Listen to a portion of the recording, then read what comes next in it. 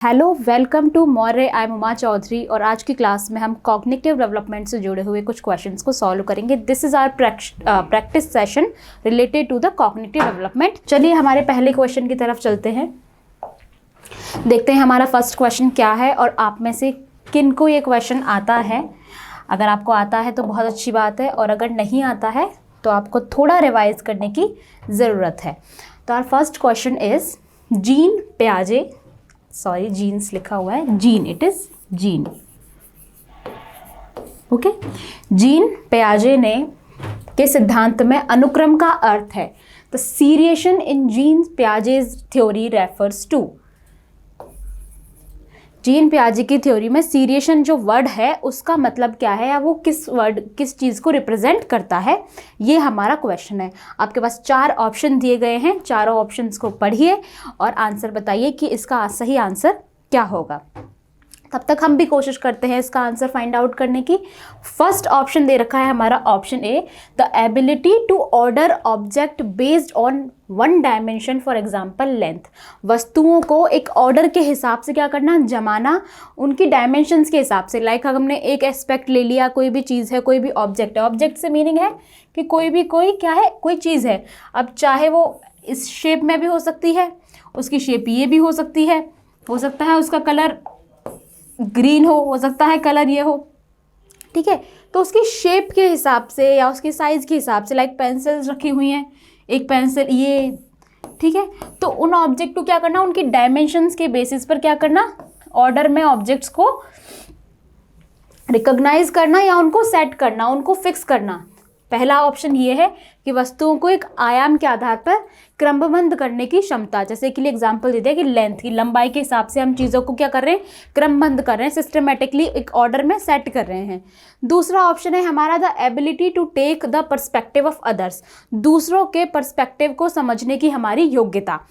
तीसरा ऑप्शन है option C, the narrative form of thinking as used in story telling, कि story telling के लिए जो एक नैरेटिव फॉर्म किया जाता है, एक कह सकते हैं कि कथानक बनाया जाता है, उसके बारे में बात हो रही है कि उसके पीछे का नैरेटिव क्या है। और ऑप्शन डी है the ability to spatially map places like one's school, स्थानिक रूप से जो स्थानों का नक्शा बनाने की क्षमता है। लाइक अगर अपने स्कूल जाने का जो मैप है, कि अगर आप अपने स्कूल ये घर से निकले और यहाँ से पहले सीधे गए स्ट्रेट, उसके बाद में फिर वापस टर्न लेकर के लेफ्ट गए, तो इस तरीके से आपने अपने स्कूल का एक पूरा की पूरा मैप प्रिपेयर कर लिया। या फिर आपके घर से यहाँ पे जाते हैं तो यहाँ एक टेम्पल है, यहाँ एक हॉस्पिटल है, इस तरीके से पूरा की पूरा आपने जो पूरा एक प्लेस है, पूरा एक स्थान है, उसको डिस्क्राइब कर दिया। तो आपकी वो स्पेशल एबिलिटी। तो इन चारों में से सीरिएशन जो वर्ड है वो किस चीज़ को डिफाइन करता है।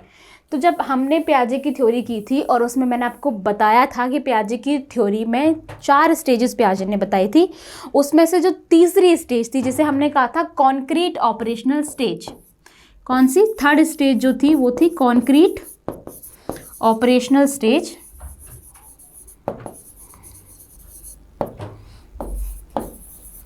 कॉन्क्रीट ऑपरेशनल स्टेज जो कि है 7 से 11 वर्ष की अवस्था, जिसे हिंदी में कहेंगे ठोस या फिर मूर्त संक्रियात्मक अवस्था। तो ये जो कॉन्क्रीट ऑपरेशनल स्टेज है, या फिर ठोस या फिर मूर्त संक्रियात्मक अवस्था,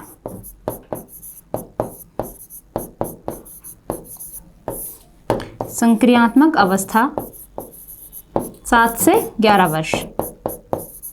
तो इस स्टेज के बेसिकली कुछ कैरेक्टरिस्टिक या कुछ मेन फीचर्स जो थे, इस स्टेज के मेन गुण जो थे इस अवस्था के, वो क्या थे।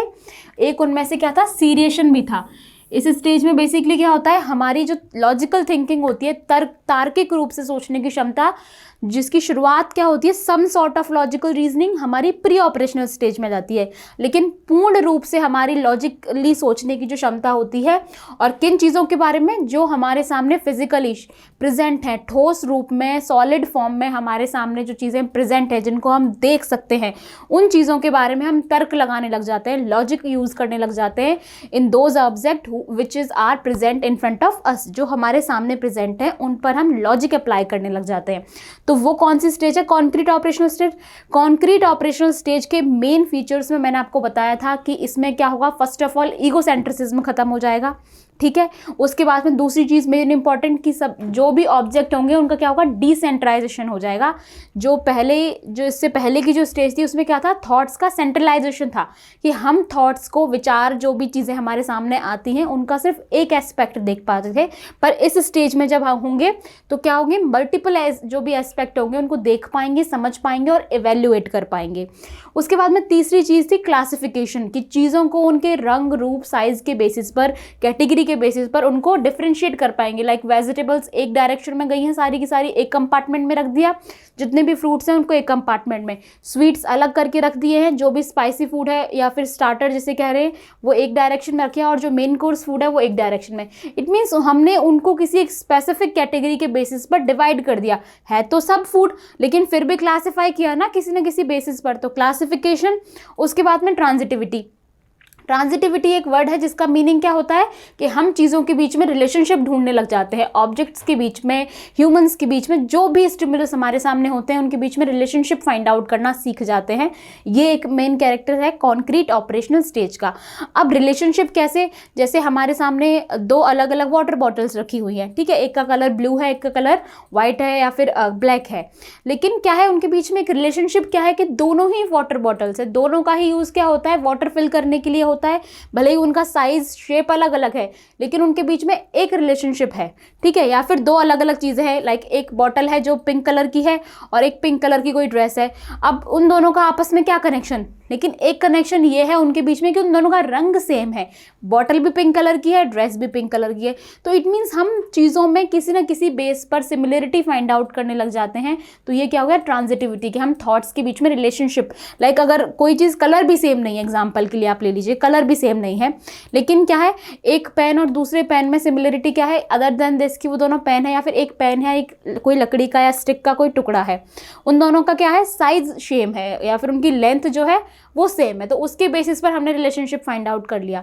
तो ट्रांजिटिविटी इट मीन्स कि जो भी ऑब्जेक्ट हमारे सामने हैं, जिनसे हमें कुछ काम पड़ रहा है, जिसका हमारे पास, जिन चीज़ों के लिए हमारे पास कोई ना कोई उद्देश्य है, उनके बीच में संबंध जो है हम वो ज्ञात कर पा रहे हैं, उनके बीच में जो रिलेशनशिप है उसको फाइंड आउट कर पा रहे हैं। ये तीसरा मेन कैरेक्टरिस्टिक किसका था, कॉन्क्रीट ऑपरेशनल स्टेज का।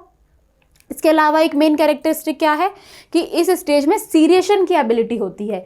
सीरिएशन क्या होता है कि जब हम चीज़ों को उनके डायमेंशंस के हिसाब से या उनके कुछ फिजिकल एट्रीब्यूट्स के हिसाब से उनको क्या करते हैं, एक ऑर्डर में फिक्स कर देते हैं। लाइक सबसे छोटा सबसे बड़ा, फिर उससे बड़ा फिर उससे बड़ा, या फिर पहले सबसे बड़ा फिर छोटा फिर उससे छोटा, एक असेंडिंग और डिसेंडिंग ऑर्डर में कर दिया, लेंथ के हिसाब से, ठीक है, विद के हिसाब से कर दिया कि पहले जिसकी विद सबसे ज़्यादा सबसे पहले उसको, या फिर पहले जिसकी विद सबसे कम उसको, इस हिसाब से ऑर्डर में फिक्स कर दिया।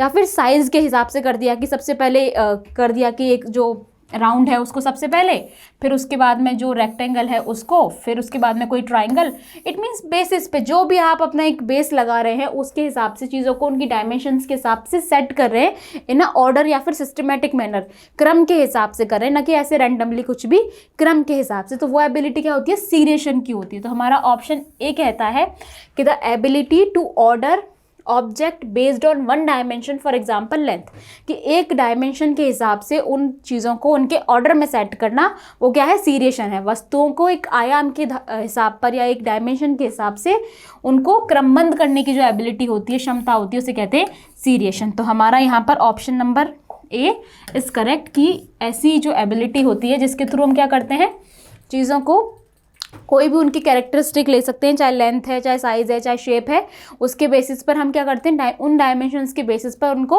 ऑर्डर में सेट कर देते हैं कि असेंडिंग हो सकता है ऑर्डर या फिर डिसेंडिंग हो सकता है। तो वो एबिलिटी क्या होती है, सीरिएशन या फिर अनुक्रम का क्षमता या फिर अनुक्रम की एबिलिटी, उसे हम कहेंगे। तो हमारा यहाँ पर ऑप्शन नंबर ए एग्जैक्टली इसी चीज़ को इसी तरीके से डिफाइन कर रहा है। तो सही आंसर है ऑप्शन ए।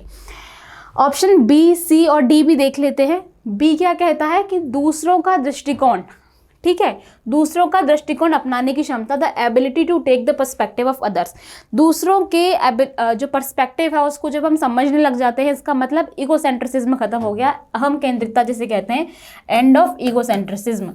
तो दूसरों का पर्सपेक्टिव ना समझ पाने की जो एबिलिटी होती है उसको कहते हैं ईगोसेंट्रिसिज्म, की जब हम दूसरों के पर्सपेक्टिव को अंडरस्टैंड नहीं कर पाते हैं। और अगर दूसरों का पर्सपेक्टिव समझ पा रहे हैं, इट मीन्स एंड ऑफ ईगोसेंट्रिसिज्म, ठीक है, अहम केंद्रितता की समाप्ति। जो किसका एक कॉन्क्रीट ऑपरेशनल स्टेज जिसमें सीरिएशन की क्वालिटी डेवलप होती है, उसी स्टेज का क्या है, एक गुण है अहम केंद्रितता का अंत या फिर समाप्ति। ठीक है। स्टोरी टेलिंग कौन सी स्टेज में स्टार्ट हो जाता है, जब इंट्यूटिव थॉट्स डेवलप होते हैं। तो pre operational stage, pre operational stage में जो थॉट्स होते हैं वो क्या होते हैं, सहज होते हैं। रील वर्ल्ड और रियल वर्ल्ड, जो कि एक दुनिया जो हमने अपनी इमेजिनेशंस में देखी होती है, अपनी कल्पनाओं में जो दुनिया होती है, चाहे टीवी के थ्रू देखी हो, कोई भी चीज़ हो, तो उनके बेसिस पर क्या जो थिंकिंग थॉट्स जो इमेजिनेशंस बनने लगती हैं, तो उसकी जो स्टेज होती है वो है प्री ऑपरेशनल, जहाँ पर कहानी स्टोरी टेलिंग जो है बेसिकली स्टार्ट होती है। उसके बाद में जो स्पेशल एबिलिटी होती है, ये कौन सी स्टेज में, कॉन्क्रीट ऑपरेशनल स्टेज से स्टार्ट होती है, लेकिन एब्स्ट्रैक्ट जो होती है थिंकिंग जब आती है फॉर्मल ऑपरेशन स्टेज, जो कि हमारी आखिरी स्टेज होती है इन कॉग्निटिव डेवलपमेंट। तो उस स्टेज में स्पेशल एबिलिटी, जहाँ पर हम चीज़ों को बिना देखे, कह सकते हैं कि हमने सिर्फ देखा हुआ है लेकिन घर बैठे बैठे उसका पूरा मैप प्रिपेयर कर देंगे। जैसे आर्किटेक्चर्स होते हैं जो घर अभी बना भी नहीं है लेकिन उसका अभी पूरा की पूरा वो मैप बना के दे देते हैं। तो इट मीन्स उनकी क्या होती है, उनकी एब्स्ट्रैक्ट थिंकिंग बहुत अच्छी होती है कि जो चीज़ें अभी धरातल पर हैं ही नहीं, उनका कोई बेस नहीं है, लेकिन फिर भी वो उन चीज़ों के लिए क्या कर देते हैं, एक पूरा की पूरा स्ट्रक्चर प्रिपेयर करके दे देते हैं। इट मीन्स उनकी क्या है, एब्स्ट्रैक्ट थिंकिंग बहुत अच्छी है। तो हमारी जो लास्ट फॉर्मल ऑपरेशन जो स्टेज है उसमें क्या होती है, मेन उसका कैरेक्टरिस्टिक क्या है कि उसमें एब्स्ट्रैक्ट थिंकिंग होती है। एब्स्ट्रैक्ट थिंकिंग, मूर्त चिंतन जिसे कहेंगे, वो डेवलप होता है। तो यहाँ पे हमारा क्वेश्चन नंबर ए इसका सही आंसर है कि सीरिएशन क्या है कि चीज़ों को उनकी डायमेंशन के बेसिस पर असेंडिंग या डिसेंडिंग ऑर्डर में फिक्स करने की जो एबिलिटी होती है उसे सीरिएशन कहते हैं। उसके बाद में हमारा जो नेक्स्ट क्वेश्चन है, क्वेश्चन नंबर 2। क्वेश्चन नंबर 2 कहता है कि पियाजे के अनुसार बच्चा किस अवस्था में तार्किक रूप से सोचना शुरू करता है। At what stage a child begin to think logically according to पियाजे। ये मैंने आपको अभी बताया कि चाइल्ड में लॉजिकल थिंकिंग कब आती है। ठीक है, अगर हम बात करें सम सॉर्ट ऑफ, अगर क्वेश्चन ये कहता कि कुछ लेवल की या कुछ हद की या फिर एक सर्टन लेवल तक कि बच्चा थोड़ा बहुत लॉजिकली सोचने लगता है, अगर वो बात होती तो इसका सही आंसर होता प्री ऑपरेशनल, क्योंकि प्री ऑपरेशनल स्टेज में सम सॉर्ट ऑफ, जो प्री ऑपरेशनल स्टेज है इसमें some sort of logical thinking develop हो जाती है। लेकिन बात हो रही है कि कंप्लीटली चाइल्ड लॉजिकली कब सोचने लगता है, तो वो होती है कॉन्क्रीट ऑपरेशनल स्टेज, जो मैंने आपको अभी बताया, I told you, concrete operational stage, जिसमें लॉजिकल थिंकिंग, इस स्टेज का मेन नाम ही क्या है, लॉजिकल थिंकिंग, कि यहाँ पर जो बच्चा है वो लॉजिकली तार्किक रूप से चिंतन करने लगता है। उसके बाद में फॉर्मल ऑपरेशनल स्टेज, इसका मेन फीचर क्या है, abstract thinking.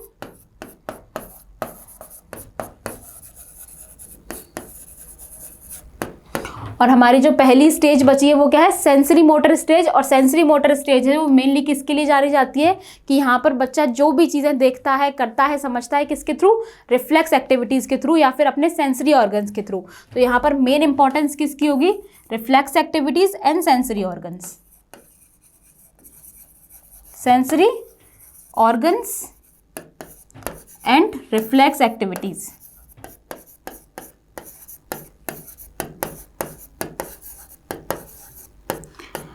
Reflex activity, sensory organ मतलब संवेदी अंग, और रिफ्लेक्स एक्टिविटीज मतलब सहज प्रतिक्रियाएं या प्रतिवर्ती प्रक्रियाएं। ठीक है, जो आप बेटर समझें, सहज प्रतिक्रियाएं,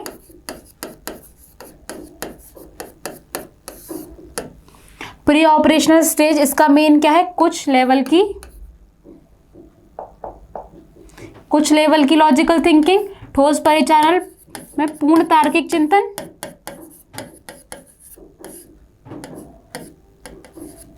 प्री ऑपरेशनल स्टेज जो है उसको कहते हैं पूर्व संक्रियात्मक अवस्था। यहाँ पर ठोस परिचालन लिखा हुआ है पर इसका अर्थ होता है पूर्व संक्रियात्मक अवस्था।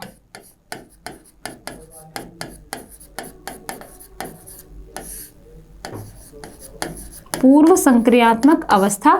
और औपचारिक परिचालन जो चरण है उसका अर्थ होता है कि औपचारिक संक्रियात्मक अवस्था।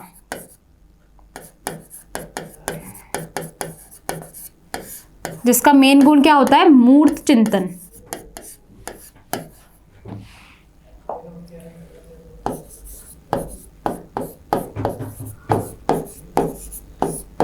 ठीक है, तो इनमें से जो पहली जो स्टेज है बेसिकली सेंसरी मोटर स्टेज, जो कि जन्म से 2 वर्ष तक की अवस्था है। प्री ऑपरेशनल स्टेज जो कि क्या है? 2 से लेकर के 7 वर्ष तक की अवस्था। कॉन्क्रीट ऑपरेशनल स्टेज जो कि है 7 से 11 वर्ष तक की अवस्था। और उसके बाद में फॉर्मल ऑपरेशन स्टेज जो कि लास्ट की जो स्टेज है वो है 11 से लेकर के जब तक कि एडोलसेंस का स्टेज चल रहा है और हमारी कंप्लीटली कॉग्निटिव अंडरस्टैंडिंग डेवलप नहीं होती है। तो यहाँ पर पूछा गया है कि लॉजिकली अकॉर्डिंग टू कब डेवलप होगा, तो उसका आंसर है ऑप्शन नंबर सी कि which stage child begin to think logically. तार्किक रूप से बच्चा कब सोचने लगता है पियाजे के अनुसार? तो कॉन्क्रीट ऑपरेशनल स्टेज जो है बेसिकली उस स्टेज में बच्चा तार्किक रूप से सोचने लगता है। उसके अंदर क्या होती है? कंप्लीटली लॉजिकल थिंकिंग डेवलप हो जाती है। तो ये है हमारी option number C is correct answer of the question number 2। थोड़ा बहुत अब आपको 2-3 क्वेश्चन जब हमने सॉल्व कर लिए तो अब आपको रिकॉल हो गया होगा जो हमने स्टडी किया है उसके रिगार्डिंग। इसके बाद में हमारा जो क्वेश्चन नंबर 3 है वो कहता है कि किस अवस्था में बच्चा गिरोह युग के शिखर पर पहुंचता है? At what stage is child enter to the peak of gang age. बात हो रही है गैंग एज की, ठीक है, या फिर समूह अवस्था, ग्रुप एज भी जिसे कहते हैं, या फिर ग्रुप एज। गैंग एज को ही ग्रुप एज भी कहते हैं। तो 4 to 5 years of the age cognitive development के हिसाब से पूछा गया है। 4 to 5 ईयर्स की जो एज होती है वो 6 to 8, 7 to 11 या फिर 13 to 15। जो हमने जब डेवलपमेंट की जो स्टेजेस पढ़ी थी, डेवलपमेंटल स्टेजेस, तो उसमें हमने स्टडी किया था कि जो प्री चाइल्डहुड स्टेज होता है उसको प्री गैंग एज बोलते हैं, प्री ग्रुप स्टेज बोलते हैं, ठीक है, या फिर उसको क्या बोलते हैं? प्री स्कूल स्टेज बोलते हैं। उसके बाद में जो दूसरी स्टेज आती है लेटर चाइल्डहुड की स्टेज, जो कि होती है 7 से 11 वर्ष तक की जो अवस्था होती है, जिसे हमने क्या कहा था? Letter childhood. लेटर चाइल्डहुड, उत्तर बाल्यावस्था,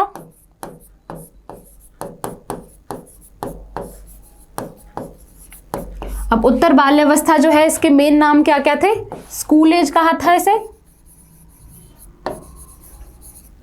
gang age, group age, dirty age, क्योंकि इसी एज में आकर के बच्चा क्या झूठ बोलना, चोरी करना सीख जाता है, ठीक है, एलिमेंट्री,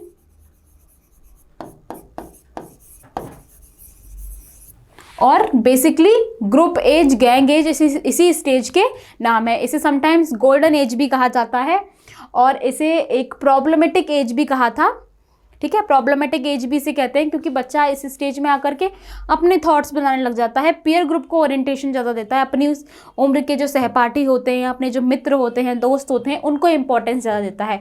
एक पूरा की पूरा ग्रुप बना लेता है अपना, और जो भी फंक्शन करता है ग्रुप के साथ में काम करेगा, ऐसा नहीं करेगा कि अकेले ही मैं कर लूँ।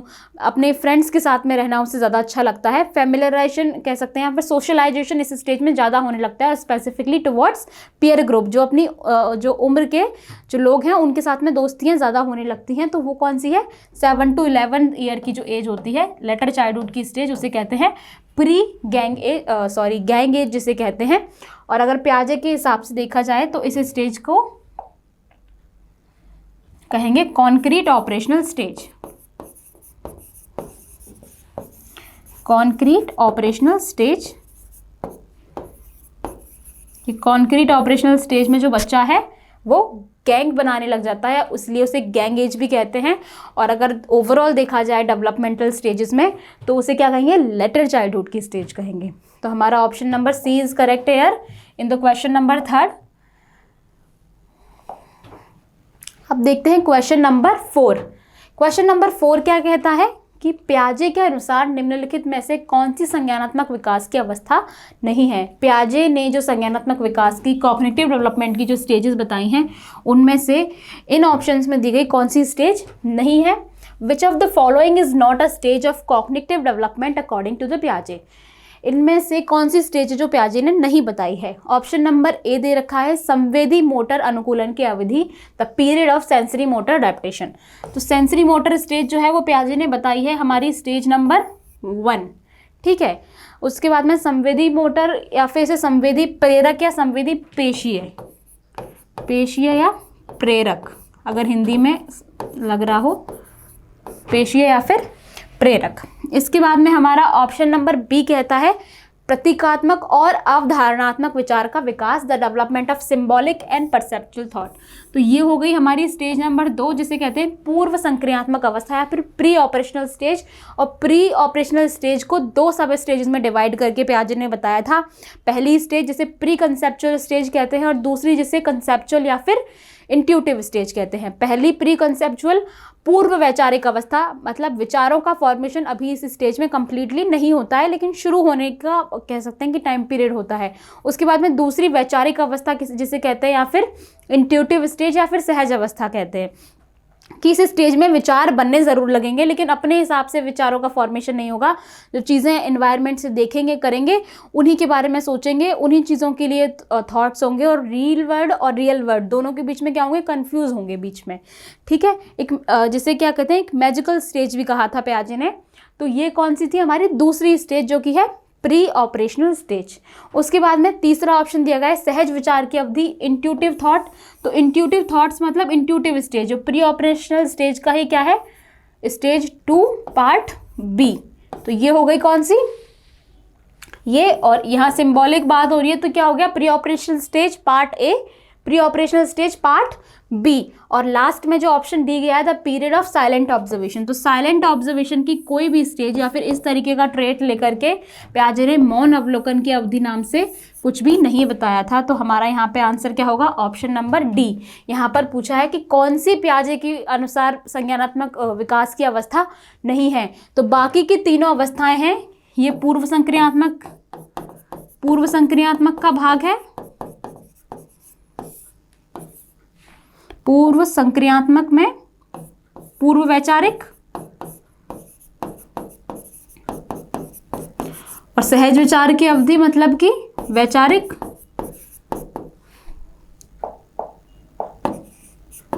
प्री ऑपरेशनल का ही पार्ट 2, बी कह सकते हैं इसे और इसे कहेंगे ए। तो 2 का ए 2 का बी। तो ये दोनों है और वो कौन सी पहली स्टेज है ही सेंसरी मोटर, और लेकिन मौन अवलोकन की अवधि या फिर साइलेंट ऑब्जर्वेशन जैसी कोई भी स्टेज पियाजे ने नहीं बताई थी। तो यहाँ पर नहीं ही पूछा गया है। तो option number D is correct here in the question number 4 कि मौन अवलोकन की अवधि नाम से कोई भी स्टेज या फिर कोई भी फीचर लेकर के पियाजे ने किसी भी स्टेज को डिस्क्राइब नहीं किया था। उसके बाद में आता है हमारा क्वेश्चन नंबर 5। क्वेश्चन नंबर 5 क्या कहता है कि पियाजे संज्ञानात्मक चरण और इसको परिभाषित करने की विशेषता की सही ढंग से मिलान की नई जोड़ी चुने। कि choose the correct matches pair of Piagetian cognitive stage and its defining character. की हमें यहाँ पर स्टेज का नाम दिया गया है और कैरेक्टर्स दिए गए हैं या फिर उस स्टेज का मेन फीचर दिया गया है, गुण बताया गया है। तो उस अवस्था को हमें पहचानना है उसके गुण के साथ। तो सही जोड़ी कौन सी है, ठीक है, राइट पूछा गया है, मोस्ट इम्पॉर्टेंट। कुछ वर्ड्स में ऐसे सही गलत हाँ ना इन चीज़ों का वर्ड्स को ध्यान रखना बहुत ज़रूरी है। करेक्ट पेयर पूछा गया है, ठीक है। सही पेयर कौन सा है, ऑप्शन नंबर ए दिया गया है प्री ऑपरेशनल स्टेज या फिर egocentric thought. Pre operational stage पूर्व संक्रियात्मक अवस्था, पूर्व संचालन या फिर पूर्व संक्रियात्मक स्टेज जो भी है, इंग्लिश में प्री ऑपरेशनल स्टेज। उसके साथ में दिया गया है ईगोसेंट्रिक थॉट। तो ये मुझे लगता है, आप लोगों को क्या लगता है, मुझे लगता है कि ये सही है क्योंकि प्री ऑपरेशनल स्टेज में अहम केंद्रितता होती है और ये जो अहम केंद्रितता है ये कौन सी, कॉन्क्रीट ऑपरेशनल स्टेज में आकर के खत्म होती है। तो ईगोसेंट्रिसिज्म होता है, दूसरों के पर्सपेक्टिव को नहीं समझ पाते, लगता है कि सिर्फ जो हम सोच रहे हैं वही बाकी सब भी सोच रहे हैं। तो ईगोसेंट्रिसिज्म इस स्टेज में होता है। इसके बाद में ऑप्शन बी है sensory motor stage. Sensory motor stage जिसे पूर्व संवेदी प्रेरक अवस्था, प्रेरक या फिर पेशी अवस्था, ठीक है, स्टेज नंबर 2। और उसका गुण बताया गया है संरक्षण, कंजर्वेशन। तो कंजर्वेशन जो है बेसिकली क्या आपको याद है कंजर्वेशन क्या है, बेसिकली किस ट्रेट को डिफाइन करता है? सोचिए। तो सेंसरी मोटर स्टेज में कंजर्वेशन नहीं होता है। सेंसरी मोटर स्टेज जो बेसिकली किस चीज़ पर डिपेंड करती है?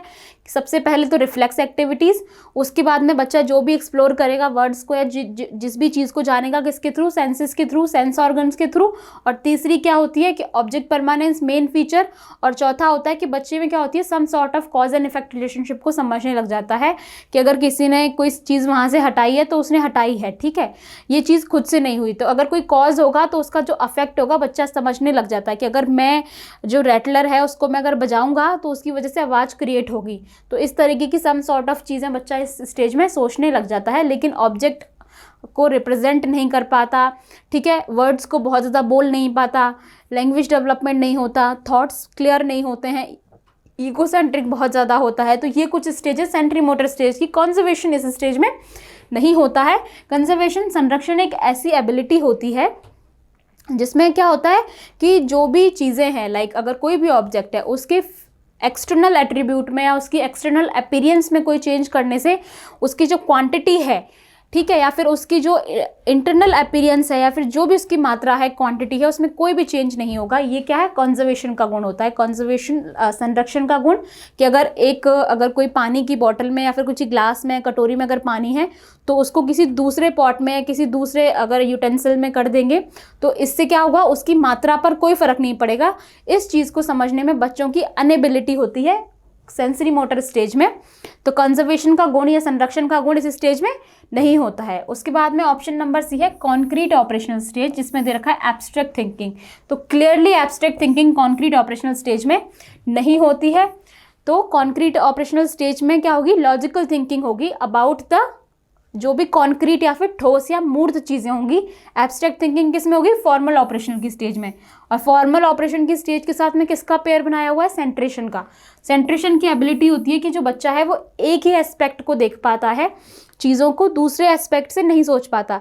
अगर उनसे कह दिया गया है कि अगर होमवर्क नहीं करोगे तो पनिशमेंट मिलेगी, तो वो यही सोचेगा कि अगर होमवर्क नहीं किया तो पनिशमेंट मिलेगी, लेकिन वो ये नहीं सोचेगा कि अगर होमवर्क करूँगा तो रिवॉर्ड भी मिल सकता है, होमवर्क करूँगा तो मुझे याद भी हो सकता है, मेरी हैंडराइटिंग भी इम्प्रूव हो सकती है। वो उन एस्पेक्ट के बारे में नहीं सोचेगा जो दूसरे एस्पेक्ट हैं।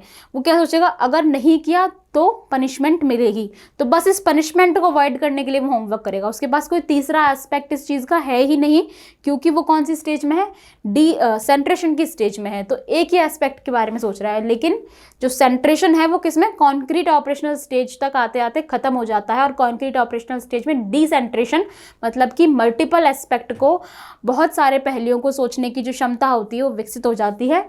तो कि ये बिल्कुल गलत है, option number D as well.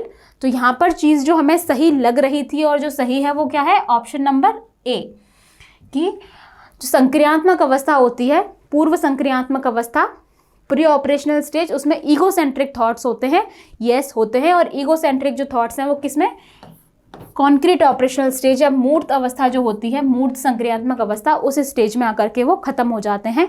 तो यहाँ पर हमारा जो ऑप्शन ए जो है वो सही है, क्योंकि उसका ही पेयर सही बना हुआ है, पूर्व संक्रियात्मक अवस्था और ईगोसेंट्रिसिज्म।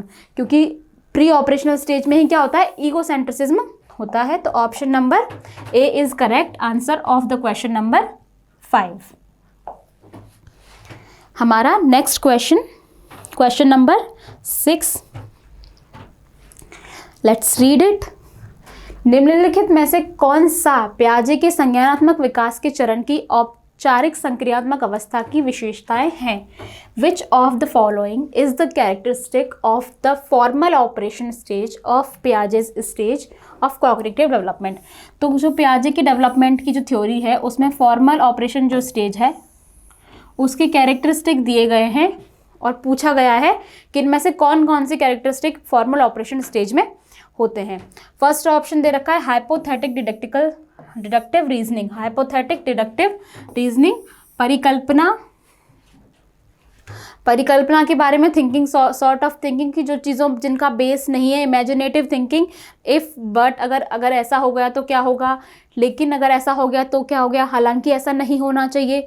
मतलब जो चीज़ें अभी एग्जिस्ट ही नहीं कर रही, जिनके रिलेटेड हमारे पास कोई डेटा नहीं है, फिर भी हम उन चीज़ों के बारे में सोच पा रहे हैं, तो वो क्या है, एक हाइपोथेटिकल डिडक्टिव रीजनिंग या फिर एक एब्स्ट्रैक्ट थिंकिंग है। तो यहाँ पर एक ऑप्शन क्या हुआ है, एब्स्ट्रैक्ट थिंकिंग दिया गया है, जिसे सार थिंकिंग या फिर मूर्त चिंतन भी कहेंगे। तो ये भी फॉर्मल ऑपरेशनल स्टेज का एक कैरेक्टरिस्टिक होता है। इसके साथ में दिया गया है स्थानिक तर्क या स्पेशल रीजनिंग।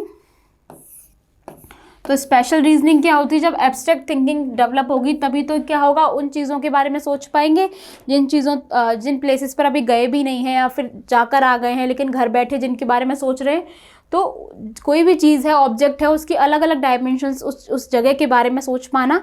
तो स्पेशल एबिलिटी भी किसका जो मेन कह सकते हैं कैरेक्टरिस्टिक है फॉर्मल ऑपरेशन स्टेज का।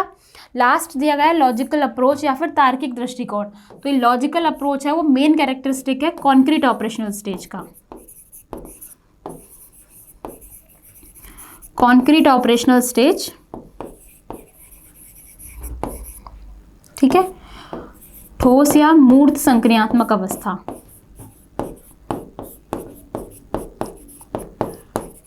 मूर्त संक्रियात्मक अवस्था, इसका मेन कैरेक्टरिस्टिक है कि तार्किक चिंतन आएगा या फिर तार्किक चिंतन या लॉजिकल थिंकिंग डेवलप होगी। तो ये इसका सही आंसर नहीं है, दिस इज रॉन्ग।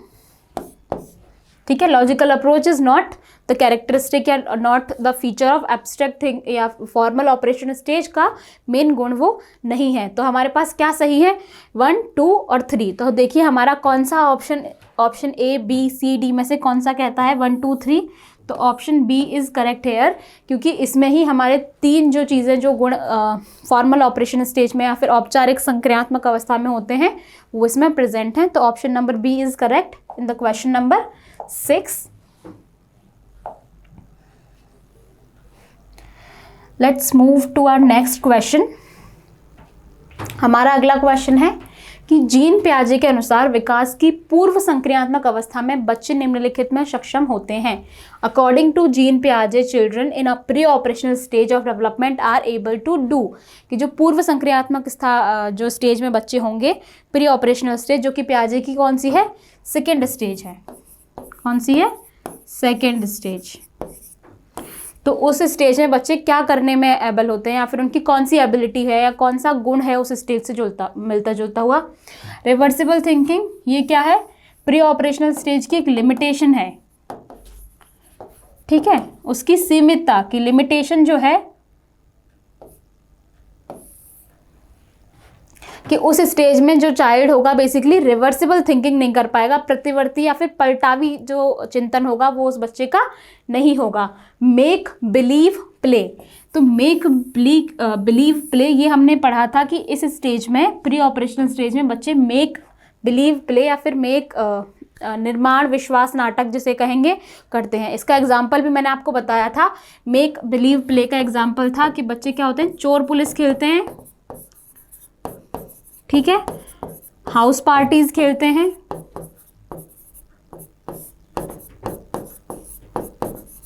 ठीक है, हाउस पार्टीज, गुड्डे गुड़ियों का खेल खेलते हैं।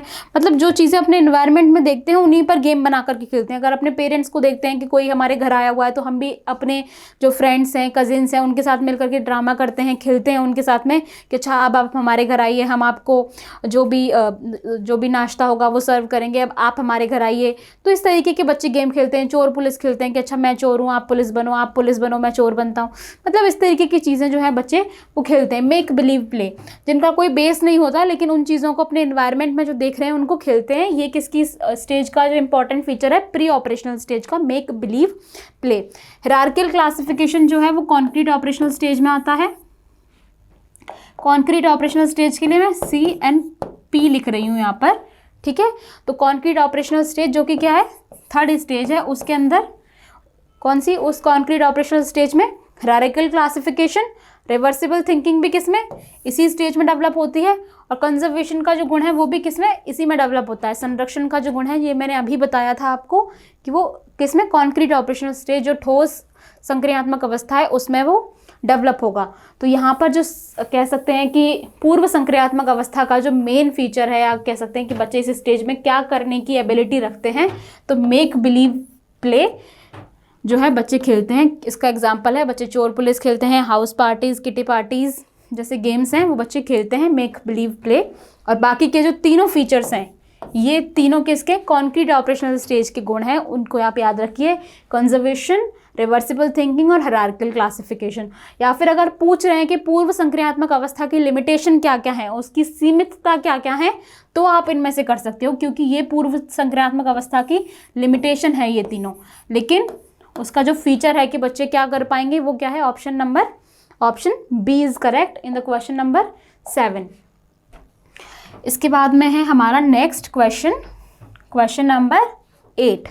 क्वेश्चन नंबर 8 क्या कहता है, रूही, किसी बच्चे का नाम देकर पूछा गया है कि रूही को 3 पेंसिलें दिखाई जाती हैं और वह देखती है कि पेंसिल ए पेंसिल बी से बड़ी है, पेंसिल सी से बी जो पेंसिल है वो सी से बड़ी है।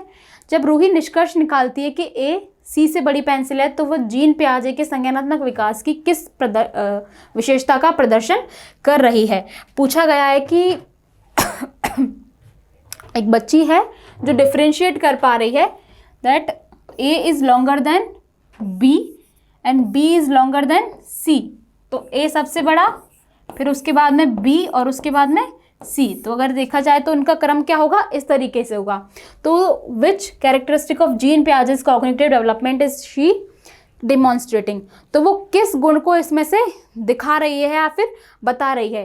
तो अब हमारे पास 3 ऑप्शन दिए गए हैं, ठीक है।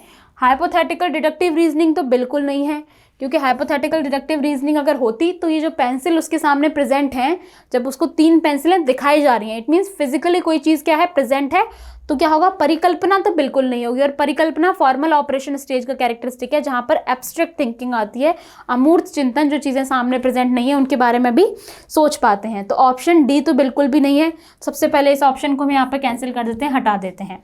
अब हमारे पास 3 ऑप्शन बचे हैं, seriation, conservation and transitive thoughts. उसके बाद में हम देखते हैं कि इन तीनों में से कौन सा सबसे अलग है। कंजर्वेशन का जो गुण होता है वो किससे रिलेटेड है, क्वांटिटी और एक्सटर्नल अपीयरेंस, कि कोई भी वस्तु है उसकी मात्रा नहीं बदलती है, चाहे से उसके एक्सटर्नल अपीयरेंसेस आप कितनी भी चेंज कर दीजिए। मतलब उसे एक बर्तन से दूसरे बर्तन में कोई भी चीज़ है तो सिर्फ एग्जांपल के लिए उसको ट्रांसफ़र कर दीजिए, या फिर क्ले से आपने अभी चाहे एक चिड़िया बनाई हो और उसकी कुछ देर बाद में आप उससे राउंड शेप बॉल बना रहे हैं, तो इसका मतलब जो क्ले का जो साइज़ है, ठीक है, वो चेंज नहीं होगा।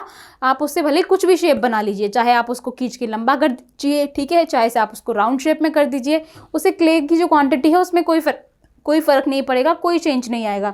तो ये क्या गुण हो गया, संरक्षण का गुण हो गया, कंजर्वेशन का गुण हो गया। उसके बाद में हमारे पास बचते हैं ऑप्शन ए एंड सी। अब हमें इन दोनों में से फाइंड आउट करना है। सीरिएशन मतलब अनुक्रम या फिर क्रमबद्धता, ठीक है, और ट्रांजिटिव थॉट्स मतलब सकर्मक विचार या फिर जो जुड़े हुए आपस में जो चीज़ें हैं। तो मैंने आपको बताया था कि जब चीज़ों को हम किसी स्पेसिफिक डायमेंशंस के हिसाब से सेट कर रहे हैं या फिक्स कर रहे हैं, जैसे लेंथ के हिसाब से कि सबसे बड़ी पेंसिल सबसे पहले, फिर उसके बाद दूसरी बड़ी, फिर तीसरी, फिर चौथी, या फिर सबसे विद वाली चीज़ सबसे पहले, फिर सेकेंड, फिर थर्ड, ठीक है, मतलब असेंडिंग या डिसेंडिंग ऑर्डर में सेट कर रहे हैं। लेकिन यहाँ पर क्या है कि रूही को 3 पेंसिलें दिखाई जा रही हैं और वो देखती है कि पेंसिल ए जो है वो पेंसिल बी से बड़ी है, पेंसिल बी जो है वो पेंसिल सी से बड़ी है। तो वो निष्कर्ष निकालती है, कंक्लूजन भी निकाल रही है कि जो ए है वो सी से बड़ी है। इट मीन्स उसने क्या किया, पेंसिल्स के लेंथ के हिसाब से उनमें रिलेशनशिप फाइंड आउट किया, उनके बीच में कनेक्शन जो था वो फाइंड आउट किया।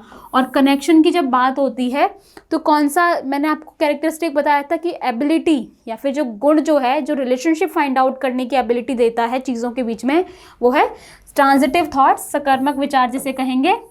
हिंदी में इसके लिए और भी अप्रोप्रिएट वर्ड्स हो सकते हैं, ठीक है। तो ट्रांजिटिव थॉट्स इट मीन्स हम चीज़ों के बीच में जब रिलेशनशिप फाइंड आउट करके उनको कैटेगराइज कर देते हैं किसी न किसी कैटेगरी में। अब जो पेंसिल थी उनमें उसकी लेंथ के हिसाब से उसमें कनेक्शन फाइंड आउट करके, रिलेशनशिप फाइंड आउट करके, रूही जो एक बच्ची है उसने क्या कर दिया, उनके बीच में एक रिलेशनशिप फाइंड आउट कर दिया और कंक्लूजन निकाल लिया कि लास्ट में क्या है कि ए से बी को हटा करके क्या कहा कि जो ए है वो सी से बड़ा है या फिर ए पेंसिल जो है वो सी पेंसिल से बड़ी है, सी पेंसिल ए पेंसिल से छोटी है। तो ये किसका एग्जाम्पल हुआ? ट्रांजिटिव थॉट्स का, कि उसने क्या किया, रिलेशनशिप फाइंड आउट किया चीज़ों के बीच में। तो option C is correct here. और ये जो ट्रांजिटिव थॉट्स हैं या कॉन्वर्जेशन की जो बात हो रही है, सीरिएशन, कंजर्वेशन और ट्रांजिटिव थॉट्स, ये कॉन्क्रीट ऑपरेशनल स्टेज, मूर्त संक्रियात्मक अवस्था जिसे कहेंगे, उसके मेन कैरेक्टरिस्टिक्स हैं, जो कि है हमारी स्टेज नंबर 3, 7 से 11 वर्ष तक की जो अवस्था होती है। और हाइपोथेटिक डिडक्टिव रीजनिंग जो है, ये किसका मेन फीचर है? कॉन्क्रीट ऑपरेशनल स्टेज का, formal operational stage, formal operation stage, औपचारिक संक्रियात्मक अवस्था, जिसका ड्यूरेशन है 11 टू अडल्ट 11 एंड अबव। 11 से 13 भी मिल जाएगा, कहीं कहीं रखा हुआ है, लेकिन 11 एंड अबव सही रहता है, क्योंकि 11 के बाद से एडोलसेंस जब तक खत्म हो रही है तब तक कॉग्निटिव डेवलपमेंट होता रहता है। तो ये क्या हुआ इसका सही, इस क्वेश्चन का सही आंसर क्या है? Transitivity, option C is correct here. Let's move to our next question, question number 9। Question number 9 कहता है कि निम्नलिखित में से कौन सा विकल्प जीन पियाजे द्वारा दिए गए कॉन्क्रीट ऑपरेशनल स्टेज की विशेषताओं को दर्शाता है? Out of the following which alternative shows characteristic of concrete operational stage given by पियाजे। तो कॉन्क्रीट ऑपरेशनल स्टेज का कैरेक्टरिस्टिक पूछा गया है, जो ऑप्शंस दिए गए हैं उनमें से। पहला है development of idea of cause and effect relationship and object permanence in the children.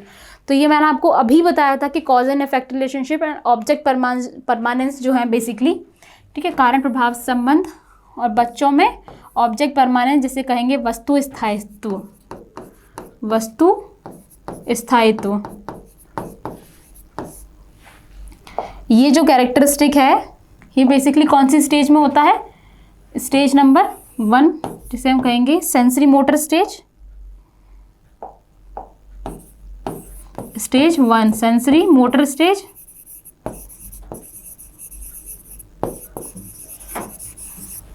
ठीक है, संवेदी प्रेरक या फिर पेशी अवस्था।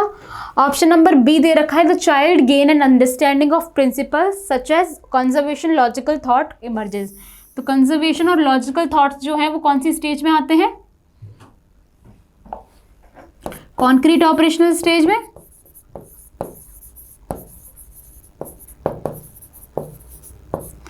जो कि है स्टेज नंबर 3, 7 से 11 वर्ष तक की अवस्था। और इसमें पूछा भी गया है किसके बारे में?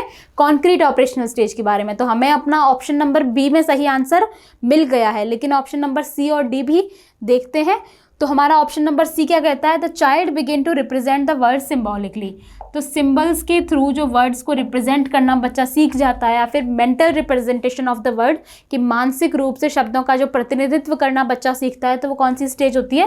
प्री ऑपरेशनल स्टेज, जो कि क्या है? पियाजे की संज्ञानात्मक विकास की दूसरी अवस्था है, जो कि है 2 से लेकर के 7 वर्ष तक की अवस्था, जिसे पियाजे ने 2 सब स्टेजेस में डिवाइड किया। पहली वैचारिक, पूर्व वैचारिक, और दूसरी वैचारिक।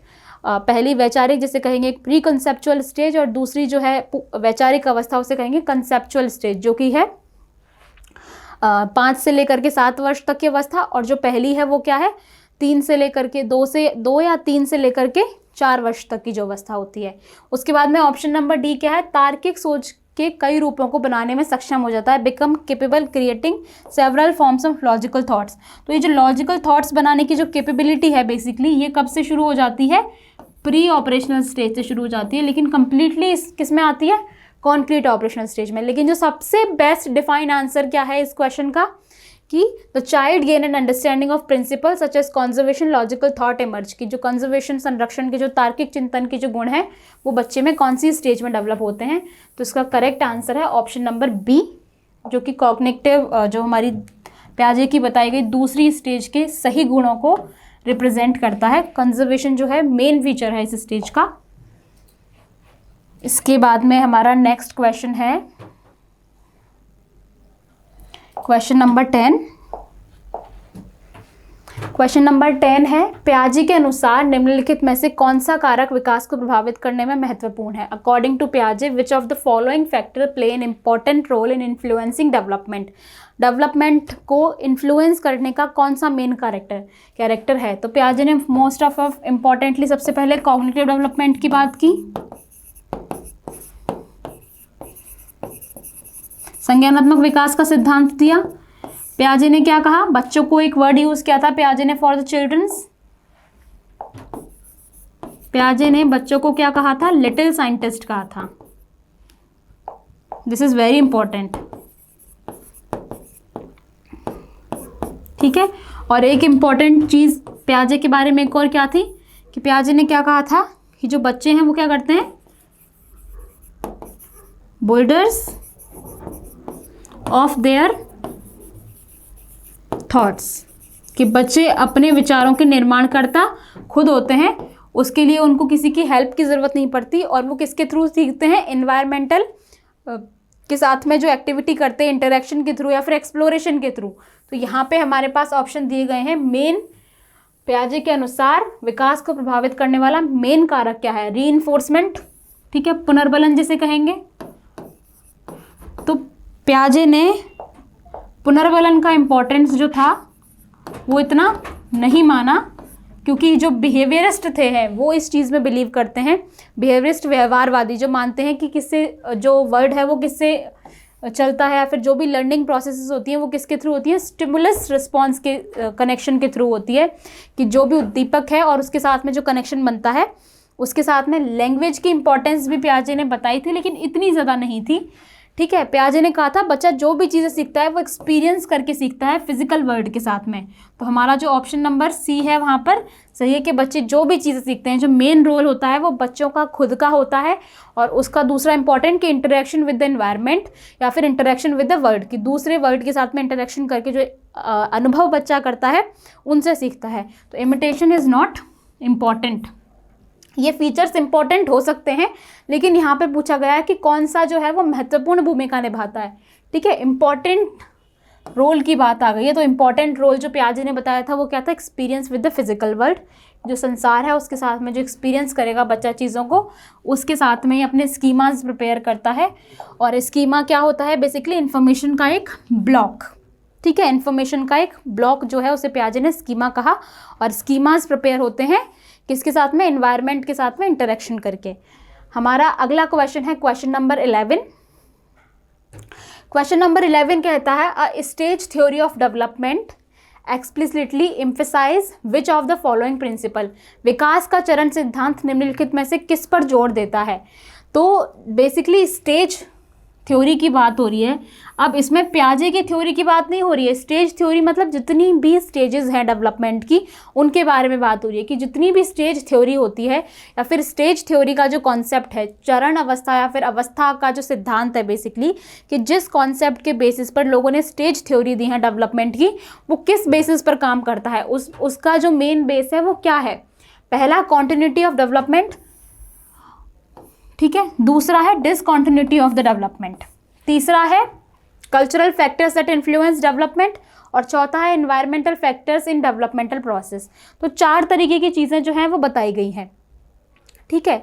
मैंने आपको जो डेवलपमेंट के जो मेन कैरेक्टरिस्टिक्स बताए थे, या फिर जब डिबेट्स की बात की थी कि डेवलपमेंट में मेन मुद्दे कौन कौन से हैं, इश्यूज़ या फिर डिबेट्स, विवाद कौन कौन से हैं, तो उसमें एक विवाद थी कॉन्टिन्यूटी वर्सेस डिसकॉन्टिन्यूटी। जब कॉन्टिन्यूटी की बात करते हैं, मतलब कॉन्टिन्यूटी को मानने वाले जो भी डेवलपमेंटल साइकोलॉजिस्ट हैं उनका मानना है कि जो विकास है वो कैसे होगा, इस डायरेक्शन में होगा। मतलब इसमें कोई भी इस तरीके की चीज़ नहीं होगी, एक सतत प्रक्रिया है जो कंटिन्यूअसली चल रही है, इसमें कोई भी चेंज नहीं है। वहीं दूसरी तरफ स्टेज थ्योरी को जो मानने वाले जो साइकोलॉजिस्ट थे उन्होंने कहा था कि पहली स्टेज, ठीक है, पहली स्टेज कंप्लीट होगी, दूसरी स्टेज शुरू हो जाएगी, दूसरी खत्म होगी, तीसरी शुरू हो जाएगी। तो उनका मानना था कि जो विकास है वो कैसी है, इस तरीके की प्रक्रिया है, कॉन्टिन्यूअस नहीं है। और ये क्या है, कॉन्टिन्यूअस है कंप्लीटली, ठीक है। यहाँ पर कोई चेंज नहीं आ रहा, एक कॉन्टिनम में बेसिकली सीधे चली जा रही है। लेकिन स्टेज थ्योरी में क्या है, कोई ऐसा कॉन्टिनम नहीं है, यहाँ पर चेंजेस आ रहे हैं, ठीक है। अप्स एंड डाउन्स इस स्टेज में है, ये कॉन्टिन्यूअस नहीं है। तो जो स्टेज थ्योरी जो है बेसिकली किस पर बिलीव करती है, डिसकॉन्टिन्यूटी ऑफ द डेवलपमेंट, की डेवलपमेंट क्या है, कॉन्टिन्यूअस प्रोसेस नहीं है, इसमें डिसकॉन्टिन्यूटी होती है। एक कैरेक्टरिस्टिक या फिर एक पर्टिकुलर टाइम में कुछ फीचर्स को या कुछ गुणों के एक्विजिशन के बाद में, कुछ गुणों को प्राप्त करने के बाद में जो बच्चा है कुछ समय के लिए उन गुणों को कंसोलिडेट करता है, उसके बाद में दूसरे जो नए गुण होते हैं उनको प्राप्त करने के लिए तरफ बढ़ता है। कॉन्टिन्यूटी नहीं होती है। लेकिन जो विकास का जो कॉन्टिन्यूअस एस्पेक्ट है वो मानता है कि विकास कंटिन्यूअस है, धीरे धीरे धीरे धीरे ग्रेजुअली प्रोसेस है जो चलती रहती है, इसमें कहीं भी अप्स एंड डाउन्स नहीं होते हैं। तो स्टेज थ्योरी किस पे बिलीव करती है, डिसकॉन्टिन्यूटी पर बिलीव करती है। और इस डिसकॉन्टिन्यूटी के समर्थक क्या थे, पियाजे भी थे। ठीक है, पियाजे मानते थे कि विकास क्या है, डेवलपमेंट एक डिसकॉन्टिन्यूअस प्रोसेस है, न कि कॉन्टिन्यूअस प्रोसेस है। इसके बाद में cultural factors that influence development, तो इसके लिए वाइगोस्की ने अपनी थ्योरी दी थी। और वाइगोस्की ने सोशो कल्चर, सामाजिक सांस्कृतिक कारणों को बताया था कि ये विकास के लिए इंपॉर्टेंट होते हैं, न कि पियाजे ने बताया था। और इसका स्टेज थ्योरी से कोई भी कनेक्शन नहीं है। Environmental factors in the development process, तो इसके लिए बोन फ्रेंड ब्रेनर की एक स्टोरी थी, एक स्टेज है की थ्योरी है जिसे हम कहते हैं इकोलॉजिकल थ्योरी।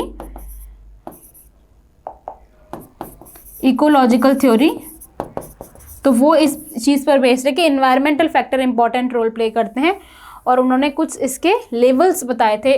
तो इसका जो मेन आंसर है वो क्या है, डिसकॉन्टिन्यूटी की स्टेज थ्योरी जो है वो डिसकॉन्टिन्यूटी पर बेस्ड है। Option number B is correct here. Let's move to our question number 12। हमारा क्वेश्चन नंबर 12 क्या कहता है कि निम्नलिखित में से कौन सा कथन जीन पियाजे के संज्ञानात्मक विकास के सिद्धांत के बारे में सही है। Which of the following statement is correct about the gene Piaget's cognitive development, के कॉग्निटिव डेवलपमेंट के बारे में कौन सा जो कथन है वो जीन पियाजे ने बताया जो कि इस दिए गए ऑप्शंस में से सही है। पहला क्या है, the sequence of the stages can vary according to the cultural context of the children. पियाजे ने कभी भी कल्चर पर बहुत एम्फेसिस नहीं किया। तो पियाजे ने ये नहीं कहा कि जो बच्चों का जो विकास का क्रम है, जो अवस्थाएं हैं, वो कल्चरल कंटेक्स्ट की वजह से डिफ्रेंशिएट हो सकती हैं। तो option A is wrong here. उसके बाद में ऑप्शन बी है, पियाजे argue that instead of progressive thought stages cognitive development is continuous. तो कॉग्निटिव डेवलपमेंट क्या है, डिसकॉन्टिन्यूअस, ये पियाजे ने कहा था और अभी हमने इस चीज़ के बारे में बात की, डिसकॉन्टिन्यूअस। तो ये भी क्या है, गलत है। इसके बाद पियाजे के लिए तीसरा ऑप्शन क्या है, उन्होंने संज्ञानात्मक विकास की 5 अलग अलग चरणों का प्रस्ताव दिया। तो 5 नहीं दे करके पियाजे ने क्या थी, 4 सब स्टेजेस बताई थी कॉग्निटिव डेवलपमेंट की। सेंसरी मोटर, प्री ऑपरेशनल, जिसको 2 सब स्टेजेस में डिवाइड किया। उसके बाद में तीसरी जो थी कॉन्क्रीट ऑपरेशनल और चौथी फॉर्मूला ऑपरेशन। तो 4 स्टेजेस बताई थी, न कि 5। तो ये भी गलत है। तो ऑप्शन डी जो है वो सही होना चाहिए। ये क्या कहता है कि the stages are invariant which can means no stage can be skipped, कि जो स्टेजेस हैं वो अपरिवर्तनीय हैं और कोई भी स्टेज को छोड़ा नहीं जा सकता। तो पियाजे ने यही कहा था कि बच्चे का जो कॉग्निटिव डेवलपमेंट होता है वो डिसकॉन्टिन्यूअस होता है। इट मीन्स क्या होता है, एक सीधे सीधे ग्रेजुअली चलता तो है लेकिन उसमें अप्स एंड डाउन्स होते हैं। और हर स्टेज क्या है, बहुत इंपॉर्टेंट है, किसी भी स्टेज को स्किप नहीं किया जा सकता। हर स्टेज के बाद में जो कैरेक्टरिस्टिक डेवलप होंगे वो अपने एक के बाद में दूसरे होंगे। इट मीन्स जब ईगो सेंट्रिसिज्म खत्म होगा तभी दूसरों का पर्सपेक्टिव जो अंडरस्टैंडिंग होगी वो डेवलप होगी। ठीक है, उसके साथ में ईगो सेंट्रिसिज्म खत्म होने के साथ में ही एनिमिज्म खत्म होगा। लॉजिकल थिंकिंग जब आएगी, जब पहले बच्चा इंट्यूटिव थिंकिंग सोचने लगेगा। इट मीन्स सहज थिंकिंग होगी, जो अपने एनवायरनमेंट के आसपास जो चीज़ें हैं उस तरीके की जब चीज़ें सोचेगा, उसके बाद में ही लॉजिकल थिंकिंग आएगी। और जब लॉजिकल थिंकिंग आएगी उसके बाद ही एब्स्ट्रैक्ट थिंकिंग आएगी। तो कोई भी स्टेज जो है बेसिकली उसको स्किप नहीं किया जा सकता, ऐसा पियाजे ने कहा था। तो option D is correct hair कि कॉग्निटिव डेवलपमेंट है, डेवलपमेंट क्या है, एक डिसकॉन्टिन्यूअस प्रोसेस है और उसकी हर स्टेज क्या है, इनवेरिएंट है और किसी भी स्टेज को in the process of development skip नहीं किया जा सकता है, ऐसा पियाजे ने कहा था। Let's move to the question number 13। हमारा क्वेश्चन नंबर 13 कहता है, pre operational stage in Jean Piaget's theory of cognitive development characterize, कि जो जीन पियाजे के जो संज्ञानात्मक विकास का जो सिद्धांत है वो क्या बताता है या फिर उसकी विशेषता क्या है। पहला, प्री ऑपरेशनल स्टेज की कैरेक्टरिस्टिक पूछी गई है। First of all the important thing कि पूर्व संक्रियात्मक अवस्था क्या कहती है। पहला है सेंट्रेशन इन थॉट, तो दैट इज करेक्ट कि प्री ऑपरेशनल स्टेज जो होती है उसमें थॉट्स में क्या होती है, सेंट्रेशन होता है, विचार क्या होते हैं, एक ही बिंदु पर केंद्रित होते हैं, केंद्रितता जिसे कहते हैं, ठीक है, विचारों में केंद्रितता,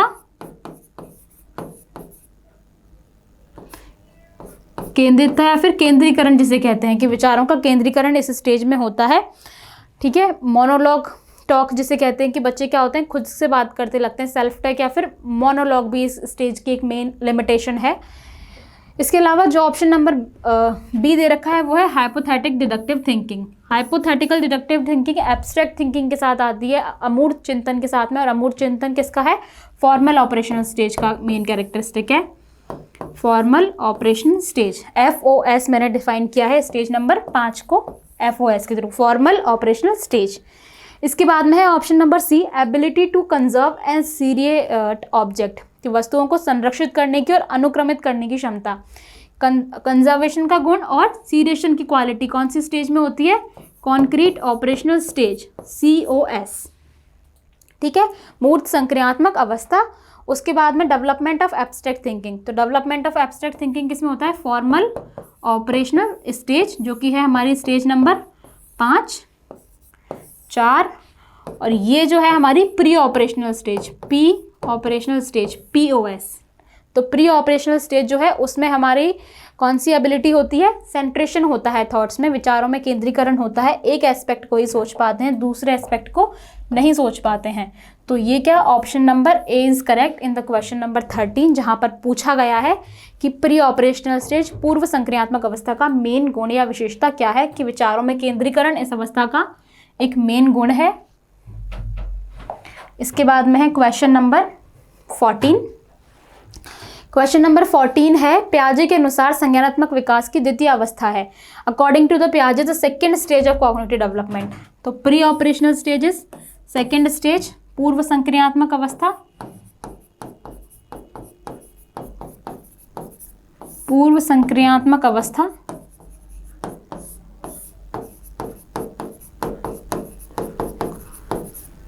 औपचारिक संक्रियात्मक अवस्था, सेंसरी मोटर जिसके कहेंगे संवेदी प्रेरक या संवेदी पेशी अवस्था, और ठोस परिचालन अवस्था या फिर संक्रियात्मक, ठोस संक्रियात्मक या फिर मूर्त संक्रियात्मक।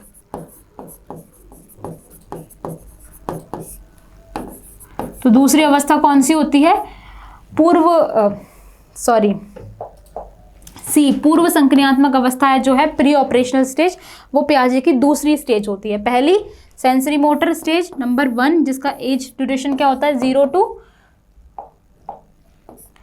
to 2 ईयर्स, जन्म से लेकर के 2 वर्ष तक का जो समय होता है वो संवेदीय प्रेरक अवस्था या फिर संवेदीय पेशी अवस्था। उसके बाद में तो दूसरी स्टेज जो होती है वो होती है pre operational stage, second stage. इसको 2 सब पार्ट्स में डिवाइड किया गया है, इंट्यूटिव, कंसेप्चुअल और प्री कंसेप्चुअल। प्री कंसेप्चुअल और कंसेप्चुअल, कंसेप्चुअल को इंट्यूटिव भी कहते हैं,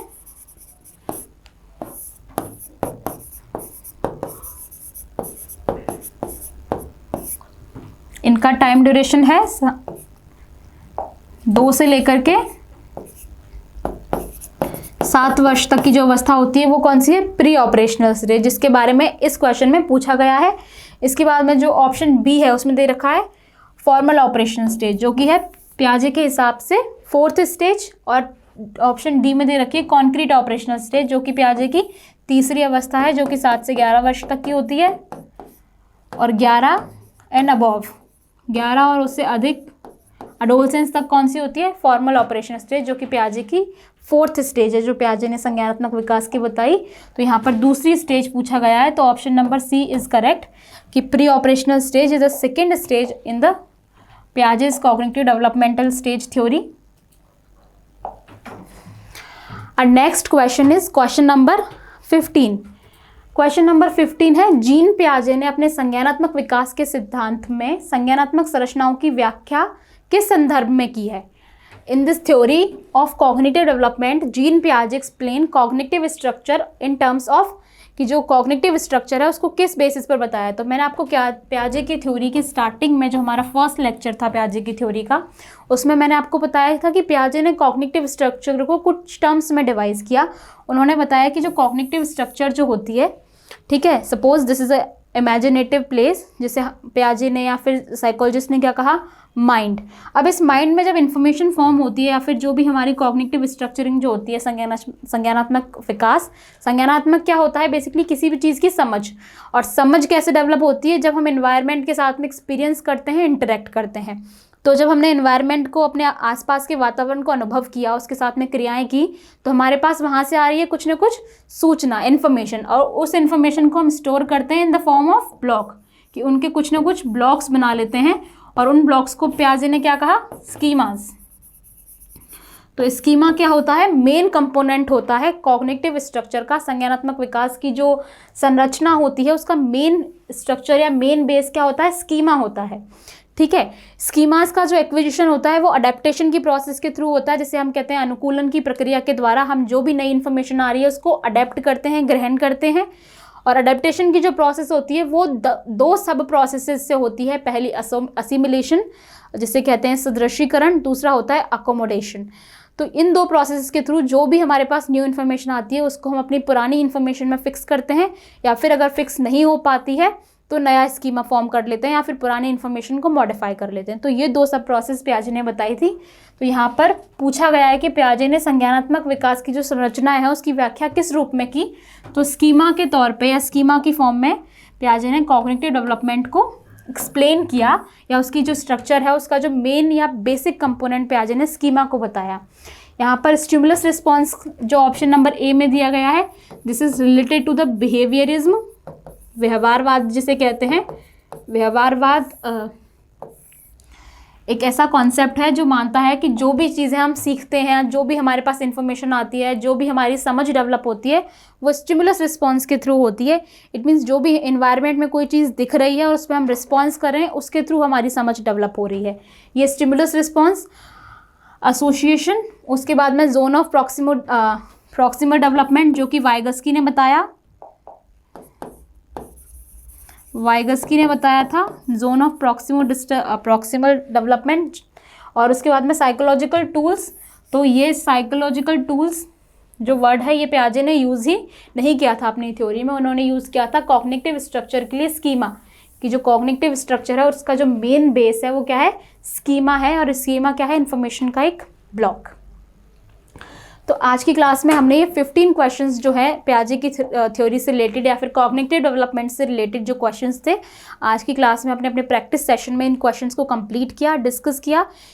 अदर देन दिस, अगर स्टिल कोई क्वेरी है तो you can ask through the comments, and if you like the class then please share it, and या थैंक यू।